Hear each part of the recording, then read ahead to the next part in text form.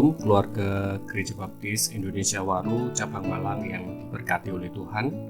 Berjumpa kembali dalam program Keluargaku Bertumbuh. Saya berharap malam minggu hari ini saudara berkumpul dengan keluarga, bercakap-cakap dengan santai dan rileks.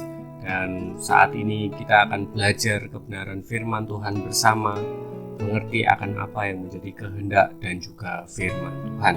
Namun sebelumnya, mari kita akan tunduk kepala, kita akan berdoa terlebih dahulu.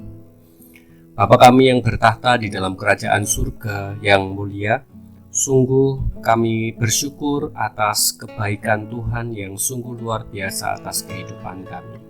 Saat ini kembali kami berkumpul dengan keluarga kami, rindu untuk belajar akan kebenaran firman Tuhan, dan saat ini kami akan memahami akan apa yang menjadi firman. Tolong kami Tuhan, biarlah firman ini menjadi kekuatan baru atas kehidupan kami. Di dalam nama Tuhan Yesus Kristus, Allah kami yang hidup, kami berdoa dan bersyukur. Amin. Bapak, Ibu dan Saudara sekalian yang dikasihi oleh Tuhan, judul kebenaran firman Tuhan pada hari ini adalah kasih yang murni. Kita akan membuka Alkitab kita di dalam Roma pasal yang ke-12, ayat yang ke-9 dan yang ke-10. Roma pasal 12 ayat 9 dan yang ke-10. Saya akan menolong membacakan untuk saudara. Hendaklah kasih itu jangan pura-pura, jauhilah yang jahat dan lakukanlah yang baik. Hendaklah kamu saling mengasihi sebagai saudara dan saling mendahului dalam memberi hormat. Bapak, Ibu, dan Saudara yang dikasihi oleh Tuhan, saya selalu mengingat sebuah nasihat yang diberikan oleh orang tua saya kepada saya ketika saya mengambil keputusan sebagai seorang hamba Tuhan. Mereka menyampaikan bahwa hidup itu tidak semudah seperti yang kamu khotbahkan.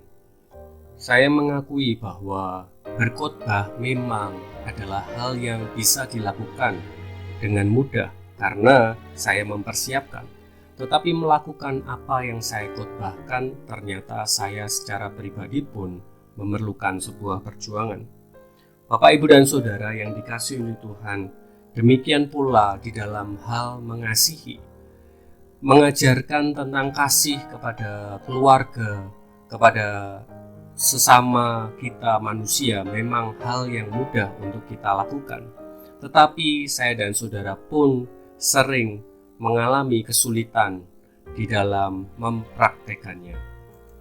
Maka dari itu kita perlu berhati-hati supaya saya dan saudara tidak terjebak di dalam sebuah kemunafikan, di mana saya dan saudara tahu tentang prinsip-prinsip dalam mengasihi, tetapi saya dan saudara tidak bisa melakukannya dengan kesungguhan.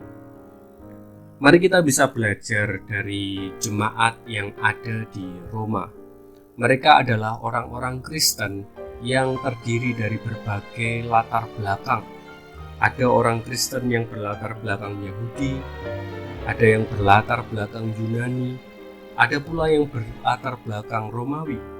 Tetapi situasi yang terjadi pada saat itu adalah bahwa orang-orang Kristen mengalami penderitaan yang sungguh sangat luar biasa. Tahun-tahun tersebut mereka mengalami satu tekanan yang begitu besar dari kerajaan Romawi. Orang-orang Kristen ditindas, orang-orang Kristen dipojokkan. Mereka mengalami penganiayaan yang sungguh sangat luar biasa. Selain itu, orang-orang Kristen secara internal pun juga mengalami banyak permasalahan. Sebagai orang-orang Kristen yang berbagai latar belakang, mereka itu saling mengejek. Mereka tidak saling menguatkan, tidak saling mendukung, tetapi saling melemahkan. Dan inilah situasi dan kondisi yang terjadi dalam kehidupan mereka.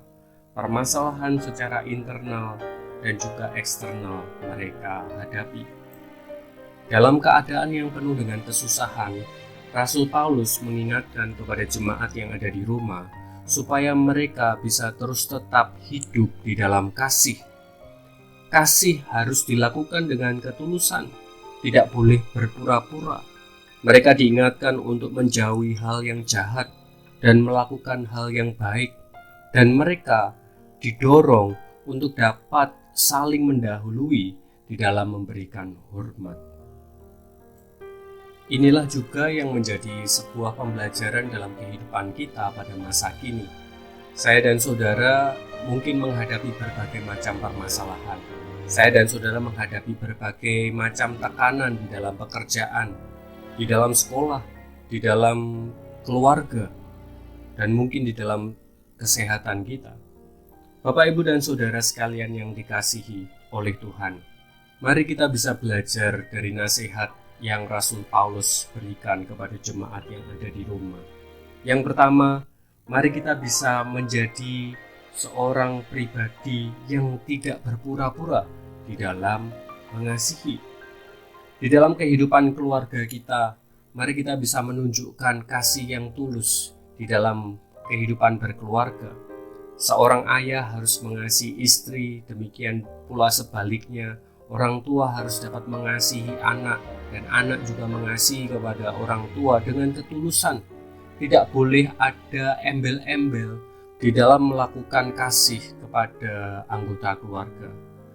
Kasih harus diberikan dengan tidak mengharapkan imbalan. Kasih harus diberikan dengan ketulusan dan cuma-cuma. Itulah yang diteladankan oleh Kristus atas kehidupan orang percaya. Mari Bapak, Ibu, dan saudara, kita mengasihi dengan tidak berpura-pura. Berikan kasih kita kepada anggota keluarga kita dengan ketulusan. Kemudian yang kedua, kita belajar bahwa ketika saya dan saudara melakukan kasih yang murni, saya dan saudara perlu untuk saling mendahului di dalam memberikan hormat. Apakah artinya saling mendahului di dalam memberikan hormat? Ini adalah sebuah sikap di mana setiap orang memiliki kerinduan untuk dapat memberikan yang terbaik kepada orang-orang yang ada di sekitarnya.